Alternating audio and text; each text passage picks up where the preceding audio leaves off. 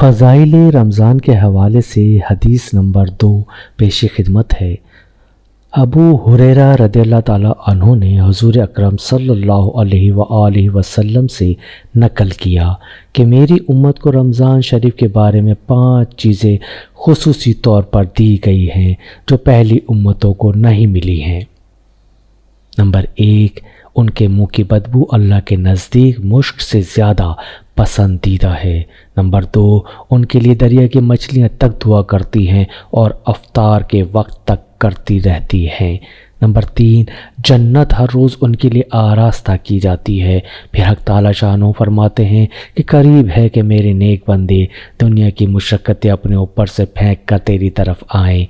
Number 4، اس میں سر کی شیاطین قید کر دیے جاتے ہیں کہ وہ رمضان میں ان برائیوں کی طرف نہیں پہنچ سکتے جن کی طرف وہ غیر رمضان میں پہنچ سکتے ہیں۔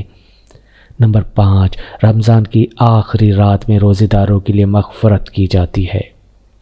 صحابہ رضی اللہ تعالیٰ عنہ نے عرض کیا کہ یہ شب مغفرت شب قدر ہے؟